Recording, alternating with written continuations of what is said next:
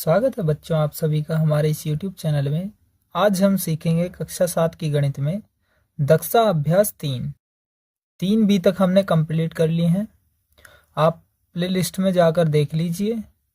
Class 7 maths के नाम से एक प्लेलिस्ट बनी हुई है, उसमें आपको 3B तक सभी एक्सरसाइज मिल जाएंगी, सभी अभ्यास। तो 3B के बाद दक्षता अभ्यास 3 बची है, इसको भी समाप्त करते हैं। आइए देखते हैं कैसे करेंगे। प्रश्न नंबर 1 पर देखिए, किसी परीक्षा में एक कक्षा के 15 शिक्षार्थियों के पूर्णांक 100 में से प्राप्तांक निम्नवत हैं। किसी को तो 0 मिले हैं, किसी को 30, 30, 20, 20 और किसी को 40, किसी को 30, 50, 60, 50, 60, 80, 70, 30, 30। प्राप्त अंकों का समांतर माध्य ज्ञात कीजिए। इन सभी संख्याओं का हमें क्या करना है? समांतर माध्य ज्ञात करना। तो किस प्रकार ज्ञात करेंगे? हमने आपको फॉर्मूले बताए थे कि क्या करना है कि समांतर माध्य में अगर संख्याएं दी गई हों और वो संख्याएं उनके साथ, जैसे ये संख्याएं दी गई हैं, 15 शिक्षार्थी है ना, जो भी शिक्षा ग्रहण कर रहे हैं उनको एक एग्जाम हुआ है किसी परीक्षा में, तो उसमें 100 में से इतने इतने अंक प्राप्त किए हैं 15 शिक्षार्थियों ने। ठीक है, तो हम कैसे निकालते हैं इसका समांतर माध्य? ध्यान से देखिए। समांतर माध्य बराबर होता है, समांतर माध्य बराबर जितनी भी संख्याएं हैं उन सभी संख्याओं का योग करना, यानी कुल पदों का योग, पदों का योग बटे कितनी संख्या है? तो कुल संख्या, जितनी भी संख्या है। ठीक है, 15 संख्या ही ना, यानी 15 शिक्षार्थी है और उन सभी को इतने इतने अंक मिले हैं, तो इन सभी को जोड़ दिया जाएगा। देखिए कैसे जोड़ते हैं। 2 0 प्लस 30 प्लस 30 समांतर माध्य बराबर लिखना आप आगे, प्लस 20 प्लस 20 40, फिर उसके बाद 30, 50, 60, 50 और 60 और उसके बाद 80, 70, 30 और 30। ये सभी हमने लिख लिए हैं। ठीक है, यहाँ से यहाँ तक हम लिख चुके हैं। देखिए, और बटे हमें करना है 15, क्योंकि पूरी संख्या कितनी है? 15 है, तो 15 में से ही तो है ये सभी के सभी, यानी सभी के सभी कितने शिक्षार्थी थे? 15 थे और उन सभी को अंक इतने इतने मिले हैं। 15 शिक्षार्थियों को मिले हैं ये सभी अंक। ठीक है, तो अंक तो ऊपर रखे हैं, बाकी 15 सभी शिक्षार्थी हैं, वो टोटल शिक्षार्थी इधर रखे हैं बटे में 15। अब इन सभी को जोड़ दिया जाएगा और 15 से डिवाइड कर देंगे हम। तो जोड़ते हैं, आइए देखते हैं कैसे जोड़ेंगे। 0 और 0 0 रहेगा, ये भी 0, ये भी 0, ये भी 0, ये 0, यहाँ तक सभी में 0 है तो हम 0 लिख लेंगे एक तो। ठीक है, यहाँ से भी जोड़ सकते हो आप। यहाँ पर मैं आपको दिखा रहा हूँ कि कैसे जुड़ेंगे। 3 और 3 6, 6 और 7 13, 13 8 21 होते हैं, 21 6 27, 27 5 32 होते हैं, 32 6 38, 38 5 43, 43 3 46, 46 4 50, 50 2 52, 52 और 2 54, 54 और 3 57 और 3 60। तो ये पूरे हो चुके हैं 600। 60 लिख लिया है हमने और बटे में है 15। ठीक है, अब ये पूरे जुड़कर 600 हो चुके हैं, बटे 15 लिखोगे। अब 15 से डिवाइड कर दोगे, 15 चौका 60, 60 पूरा कट गया और 0 पीछे लगाएंगे, यानी 15 की 40 से गुणा करने पर 600 आएगा। 15 से 600 को डिवाइड करेंगे 40 आएगा। आप समझ चुके हैं कि इनका समांतर माध्य, समान का अंतर और उनके बीच का मध्य है। अगर सभी को 40-40 हो जाते तो सभी में बराबर आते हैं नंबर। ठीक है, तो इसका समांतर माध्य क्या हो चुका है? 40। तो 40 इसका आंसर हो चुका है। ये पहला क्वेश्चन हमने समाप्त कर लिया है। अब बढ़ते हैं हम प्रश्न नंबर 2 की तरफ। ध्यानपूर्वक सीखते हुए चलेंगे। अगर आपको समझ ना आए तो आप कमेंट कर सकते हैं। किसी फैक्ट्री के 15 मजदूरों, समझाते हैं, सॉरी ये दूसरा क्वेश्चन इधर है। प्रश्न नंबर 2 में देखिए, 10 बालिकाओं के भार किलोग्राम में क्रमशः 40, 42, 41, 38, 36, 35, 42, 37, 35, 35 किलोग्राम हैं। इनके भारों का समांतर माध्य ज्ञात कीजिए। ये सभी भार दिए गए हैं, इनके समांतर माध्य कैसे निकाल सकते हैं हम ध्यानपूर्वक सीखेंगे। इन सभी का समांतर माध्य कैसे निकाल सकते हैं, तो अब देखते हैं इसको कैसे करेंगे हम। तो इसको ध्यानपूर्वक देखते हुए चलेंगे कैसे होगा। 10 बालिका हैं, ये भार आप कैसे निकालेंगे, समांतर माध्य बराबर फॉर्मूला लिखेंगे। समांतर माध्य बराबर होता है,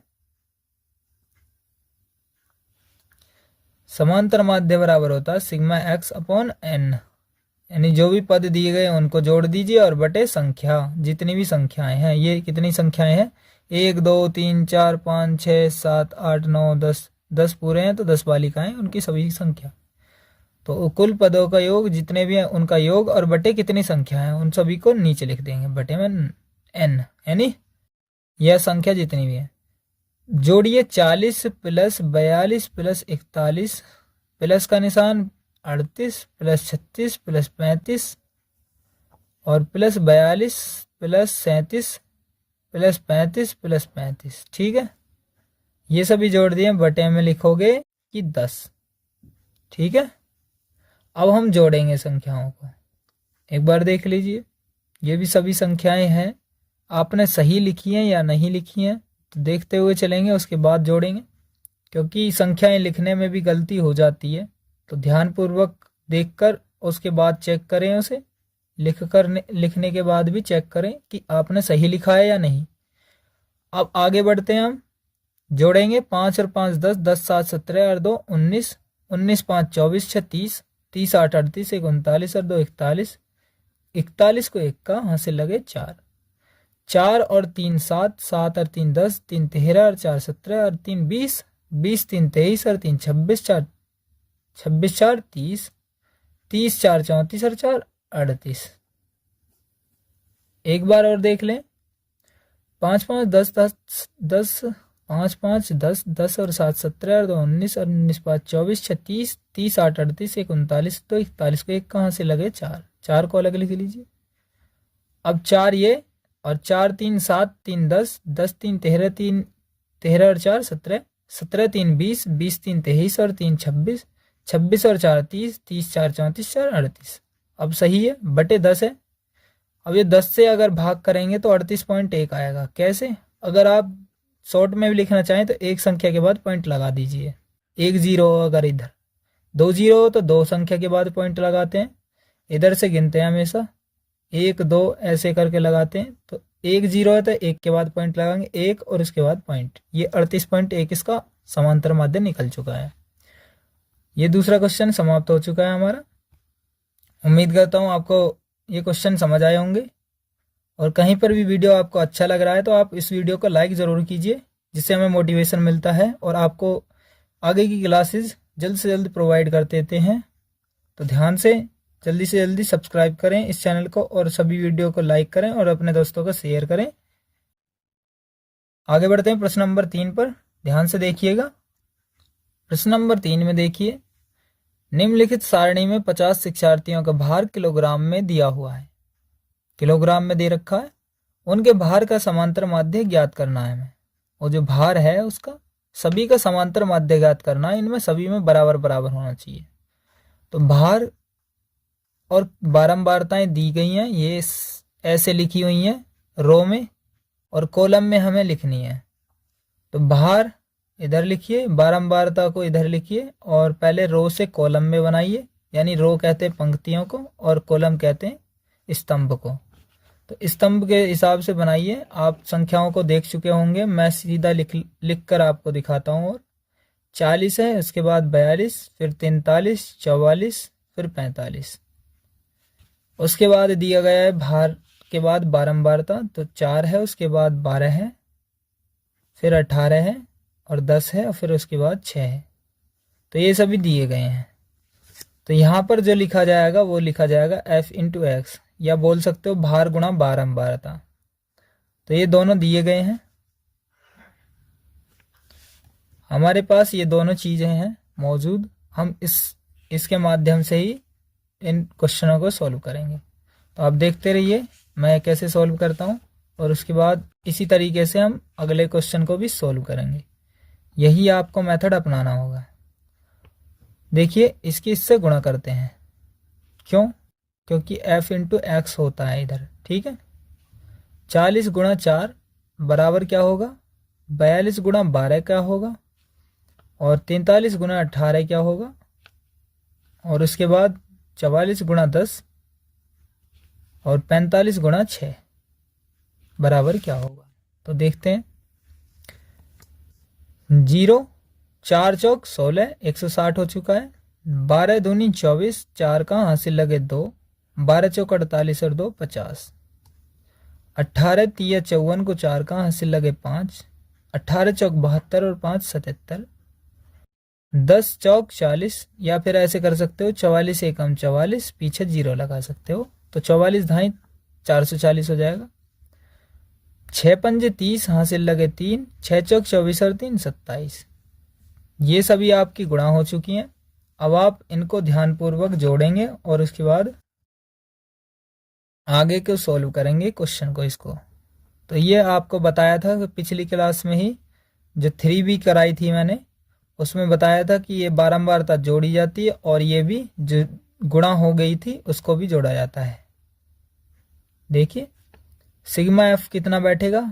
तो 4 और 2 6, 6 8 14, 14 और 6 20 की 0 हासिल लगे 2, 2 और 3 5, 50 हो जाएगा। देखिए 4 2 6, 6 और 8 14, 14 और 6 20, हासिल लगे 2, 0 लिख कर हासिल 2, 2 3 4 5, 5 लिख दिया जाएगा पूरा। ये 50 हो चुका है। अब उसके बाद आगे देखिए, तो आगे क्या बैठेगा इसका?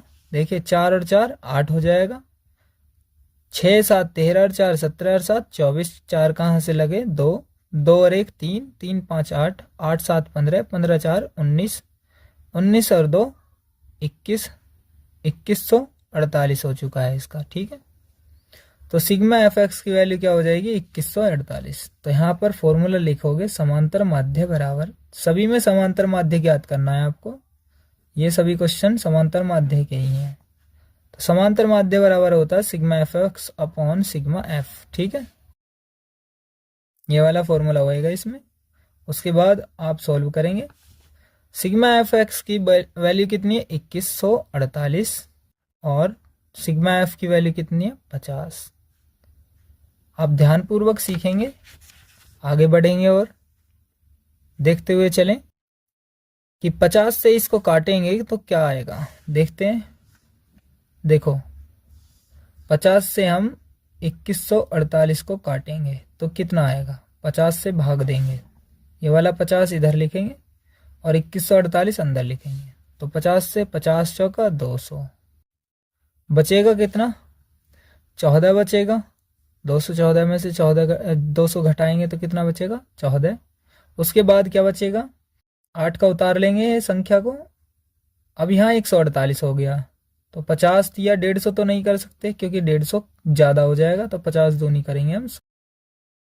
अब यहाँ 48 रह चुका है तो 48 भी लिखेंगे, पॉइंट लगाएंगे और 0 बढ़ाएंगे। 480 हो चुका है तो 50 निम्मा हो जाएगा 450, बचेगा 30। 0 का 0, 8 में से 5 गया 3, 30 बच गया। अब पॉइंट लगा हुआ है, 0 बढ़ाइए और 50 सिक्का हो जाएगा 300, ठीक है। ये जो आया 42.96, ये वाला इसका आंसर हो चुका, 42.96 किलोग्राम। ये सभी किलोग्राम में दिए गए थे ना, तो किलोग्राम ही आंसर आएगा। तो इसका आंसर क्या हो चुका है कि 42.96 किलोग्राम इसका समांतर माध्य हो चुका है।